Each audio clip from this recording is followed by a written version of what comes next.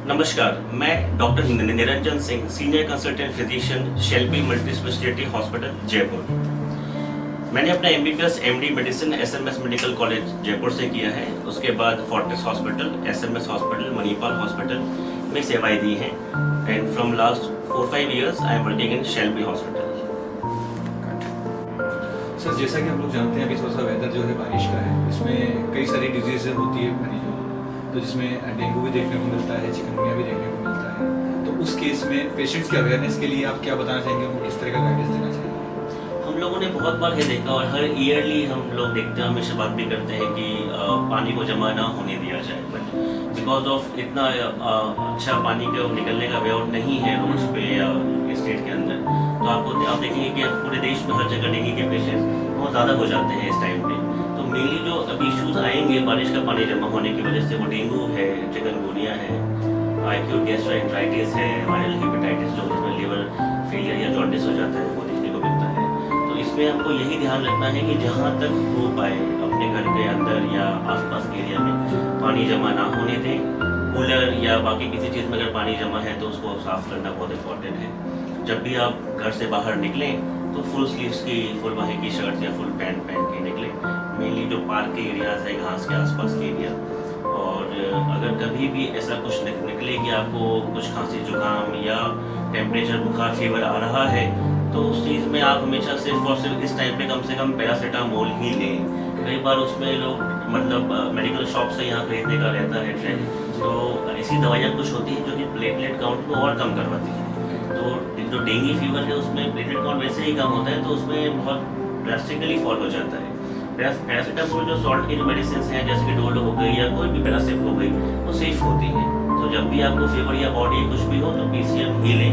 1-2 दिन में अगर नहीं चीज़ें ठीक होती हैं या सांस फूलने की शिकायत आपको आती है, शॉर्टनेस ऑफ ब्रेथ है और आपको वीकनेस बहुत ज़्यादा हो रही है और बिल्कुल घर पे नहीं कुछ खा भी नहीं पा रहे, वॉमिटिंग बहुत ज़्यादा हो रही है, तो ऐसे कंडीशन में नियर बाय जो भी डॉक्टर या हॉस्पिटल अपने पास में हो, वहाँ जाकर के सलाह लेना बहुत जरूरी है। जब इसके सिम्टम्स की अगर हम बात करें कि जैसे डेंगू हो गया, तो उसके बेसिक सिम्टम्स मरीज में किस तरह के दिखेंगे? क्या पहले दिन ही दिख जाएंगे उसमें या 2 दिन का टाइम लगेगा? वो थोड़ा बताएं। साइन सिम्टम डे 1 से स्टार्ट हो जाएंगे सर। हाँ, उनकी जो सीवियरिटी है वो इंक्रीज होगी विद टाइम। डे 1 पे आपको जनरलाइज बॉडी एक चालू हो जाएगा, फीवर तो आएगा ही, हेडेक भी हो सकता है आपको। और धीरे धीरे इसमें देखिए डेंगू सिंपल सा फीवर है, पर डेंगू में भी डेथ होती है, हमने कई बार देखा। उसमें प्रॉब्लम ये है कि डेंगू में 2 ही कंडीशन ऐसी है जहाँ पे लाइफ जो थ्रेटनिंग कंडीशन होती है, वो है डेंगू शॉक सिंड्रोम और dengue haemorrhagic fever. Dengue shock syndrome का मतलब है कि डेंगू के साथ में बीपी कम हो जाए, गिर जाए, और डेंगू हेमरेजिक फीवर का मतलब है कि डेंगू फीवर के साथ में कहीं ना कहीं से ब्लीडिंग स्टार्ट हो जाए। वो किसी भी प्लेटलेट काउंट पे होने के चांसेस बहुत ज़्यादा होते हैं। अगर आपका काउंट 50,000 से कम है तो, या किसी भी काउंट पे वो चांसेस हैं कि हो जाए। इन 2 कंडीशन में लाइफ की डेथ होने के चांस बहुत ज़्यादा हो जाते हैं। क्योंकि अगर हम डेंगू फीवर को माने तो डेंगू फीवर लगभग 7-12 डेज का पीरियड का होता है। इसमें फीवर खत्म होने के बाद से मेनली लीकेज चालू हो जाता है आर्टरीज से, तो वहाँ पे बीपी बहुत जल्दी फॉल होता है। तो इन 2 कंडीशंस को ना आने दें, इसलिए डे 1 डे 2 पे अगर चीज़ें नहीं ठीक हो रही हैं तो अपने प्लेटलेट काउंट डेंगू के टेस्ट करवाएं और डॉक्टर से ज़रूर संपर्क करें। सर, जब इसकी ट्रीटमेंट की बात करें, डायग्नोसिस की बात करें, जैसे कोई पेशेंट आपके पास आता है जो बोलता है कि मुझे डेंगू है, तो उस केस में उनका ट्रीटमेंट और डायग्नोसिस इनिशियल स्टेट्स पे क्या करते हैं? सर देखिए, जो डेंगू फीवर है इसमें सिंपल सा हीमोग्लोबिन और प्लेटलेट काउंट को देखना होता है। सेंट्रल ब्लड काउंट सीबीसी जिसको हम नॉर्मल भाषा में बोलते हैं, वो कराना बहुत इंपॉर्टेंट है। साथ में डेंगू के टेस्ट होते हैं, dengue NS1 antigen, dengue IgM antibody. Antibodies वो होती हैं 2 टाइप की होती हैं, IgM IgG। कोई भी एक्यूट इलनेस होगी तो उसमें सबसे पहले जो एंटीबॉडी बनेगी, जो बॉडी उस जो भी वायरस आ रहा है उसके लिए बना रही है, उसको एंटीबॉडी कहते हैं, वो IgM एंटीबॉडी होती है। IgM की ही वैल्यू है क्योंकि वो एक्यूट है। अगर जब क्रॉनिक इलनेस हो जाती है तो IgG एंटीबॉडी पॉजिटिव आती है, उसकी वैल्यू नहीं होती। तो डेंगू कंफर्म करने के लिए CBC, जिसमें कि लो प्लेटलेट काउंट आएगा, और हेमाटोक्रिट एक वैल्यू होती है, उससे मालूम होता है कि बॉडी में फ्लूइड लेवल कम हो रहा है, वो इंपॉर्टेंट हो जाता है।